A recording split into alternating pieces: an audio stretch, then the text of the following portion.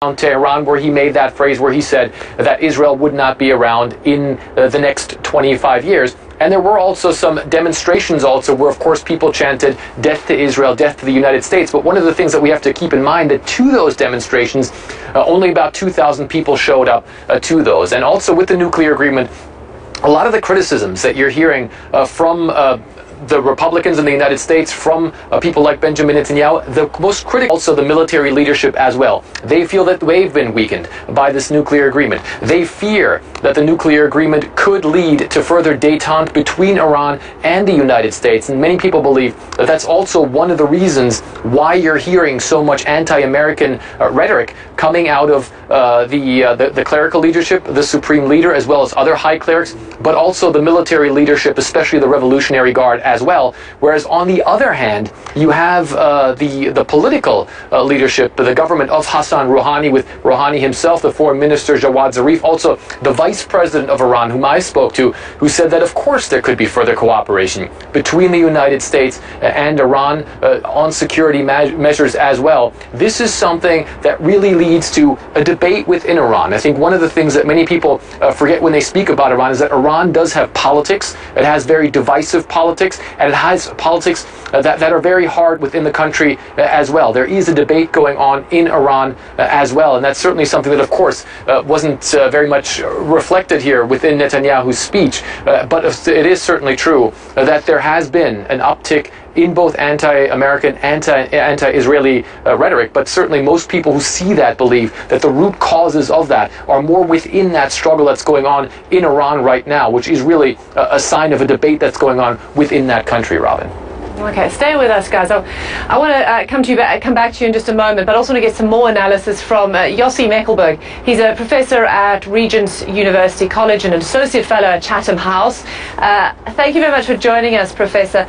You've heard what my colleagues have just been saying, but also I think what was key in this speech is that there really seemed to be an olive branch being handed out to President Obama. There attempt to be some patching up of the rather shaky relationship we've seen between Washington and Mr. Netanyahu's government.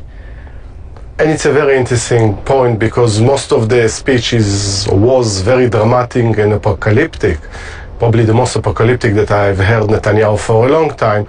And I think at a certain point he understands that he needs the United States. Whatever happens in the region, the relationship with the Palestinians, the economic support, and so on and so forth, creating even a deeper rift with the President Obama is not good for Israel. And maybe he need or try to patch up things. But we saw from Obama's speech, for instance, not mentioning the Israeli-Palestinian conflict, not promising anymore not to veto in the Security Council if ever an offer comes again about the Palestinian state, that Netanyahu caused huge damage to the relations with the United States. And in the year plus that Obama still has in the White House, which seems to be more proactive than almost 6-7 years before, he might come back to the Israeli-Palestinian, also being very determined on the Iranian issue.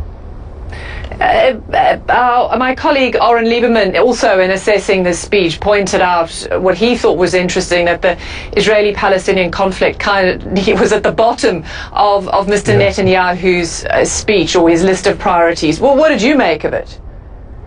I think it surprised to an extreme the fact that 25 minutes straight were quite an extreme language vis-a-vis Iran, and actually not accepting that the Iranian situation and Iranian politics, as the previous speaker said, is much more complex than what he suggests, and there is actually a chance that the agreement with Iran is more transformative than just a transaction. But there can be two reasons. Either it's really not on top of his priority, but also what Abbas said is actually a vile threat to Israel. Look, if nothing is going to happen, I'm going to hand to you to deal with the territories, with the West Bank, and by extensions also with Gaza. You need to take control. I'm tired, sick and tired in actually being your subcontractor on security, and actually in many ways, as many accuse Abbas,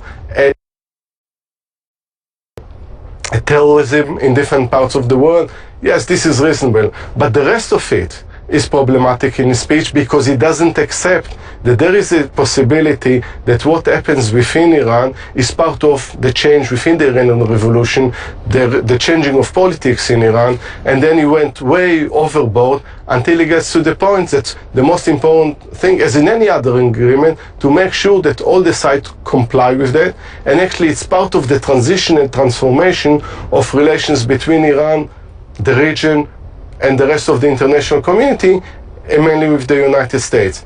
It's a prolonged one. But of course, some of the extreme elements within the Iranian regime don't like it because they think that if there is a real transformation as a result of it and there is opening to the West, they might lose power within Iran, and the more pragmatic elements in Iran will have the upper hand, and this might be the end of the Iranian revolution as we know it. And Netanyahu refused to accept it. He used what he sees himself as a sort of a modern Churchill warning against another appeasement. But I think in that he can miss a very, very complex situation as we see right now.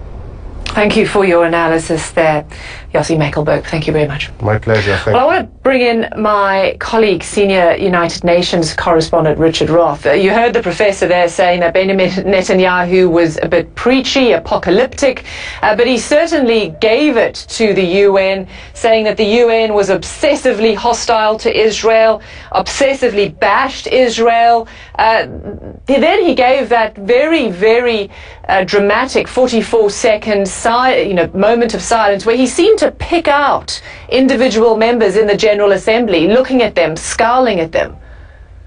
Yes, I've heard many of Prime Minister Netanyahu's speeches at the General Assembly. This tone was different, if it's possible, from all of the other very strong, passionate comments in the General Assembly. The face at that moment, menacing, angry, fury, I think is the word maybe that captures it, summing up even more years of what Israel perceives as a one-way biased approach by the UN, while at the same time, in effect, putting on the record, on his legacy to the United Nations, we're telling you, we're reminding you, Iran has to be held responsible for this possible fallout from the deal. Back to you.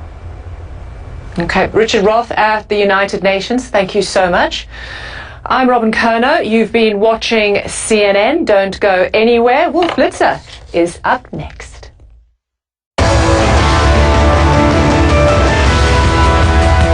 Hello, I'm Wolf Blitzer. It's 1 p.m. here in Washington, 7 p.m. in Benghazi, 8 p.m. in Damascus, wherever you're watching from around the world. Thanks very much for joining us.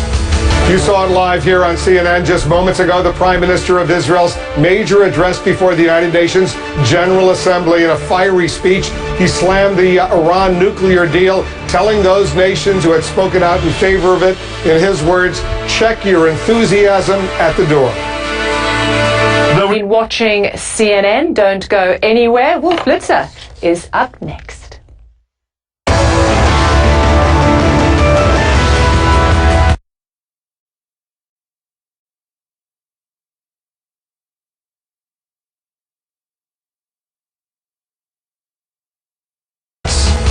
You saw it live here on CNN just moments ago. The Prime Minister of Israel's major address before the United Nations General Assembly. In a fiery speech, he slammed the Iran nuclear deal, telling those nations who had spoken out in favor of it, in his words, check your enthusiasm at the door.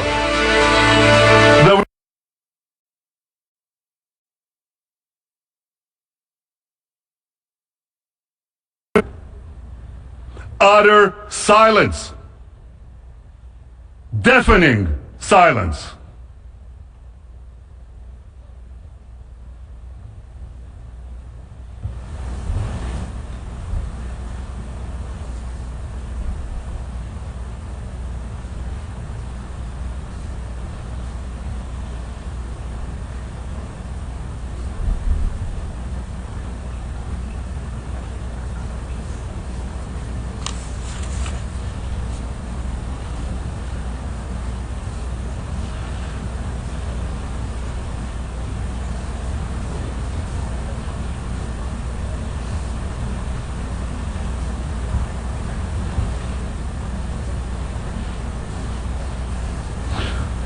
Perhaps you can understand. A dramatic 44-second pause by the Prime Minister of Israel in his address before the United Nations General Assembly. Jim Sciutto is our Chief National Security Correspondent who's with us as well. Jim, you know, this is a vintage, as has been pointed out, Netanyahu speech before the UN. Every year he comes, he always does something dramatic. The consistent theme, though, over these many years is that Iran, under the Ayatollah, the supreme leader, makes no bones about it. They want to destroy the only Jewish state, and he speaks about that. Right. He has a talent for the dramatic moment. You remember him with the placard showing the Iranian progress on the nuclear bomb, almost a cartoonish placard to make that point, but this one much more dramatic. 44 seconds of silence, and making a comparison to the silence during Nazi Germany's campaign, the Holocaust against the Jews. But interestingly as well, and you noted this, that in the same speech he talks about moving on, in effect, this intense disagreement between the U.S. and Israel on the Iran nuclear deal, but that now it's a fact, and you're still allies, and you have to move on to the next step. Yeah, he made the point there were 6 million Jews who were killed during the Nazi genocide. There are 6 million Jews who live in Israel today, and he vowed that will not happen again. Israel will do whatever is necessary to protect its citizens. He also, I thought significantly, coming a day after the Palestinian Authority, President Mahmoud Abbas yesterday said he can't go forward with the Oslo Accords, the Israeli-Palestinian peace process, blaming Israel for violating what he saw as its commitments, building settlements in the West Bank, and taking those kinds of steps. What Netanyahu said, he still now supports what he called a two-state solution. He said he supports a demilitarized Palestine living alongside the Jewish state of Israel, which seemed to be movement on his part,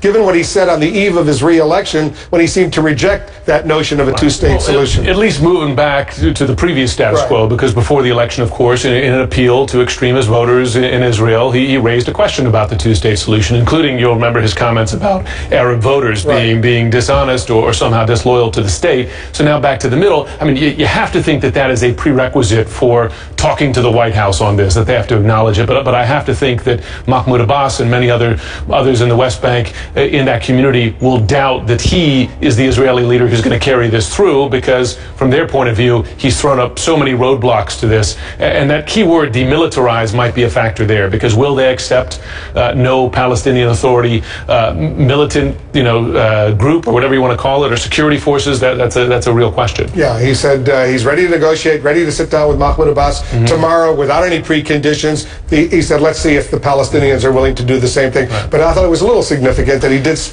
mention that two-state Israel-Palestine, even if he did caveat it with a demilitarized Palestine and the Jewish state of Israel. It's definitely significant, and I'm sure that U.S. officials' ears perked up at that, and that lays the groundwork for rapprochement, if you can have rapprochement between allies. When President Obama has invited Prime Minister Netanyahu to the White House in November, we'll see how that meeting goes. We know earlier meetings have been, let's put it bluntly, tense. Less than warm. Yeah. All right, Jim Sciutto, thanks very, very much. Let's get to the other breaking news we're following. Russia unleashes a second day of airstrikes in Syria. The escalation clearly complicates the fight against ISIS and the effort to end Syria's bloody civil war.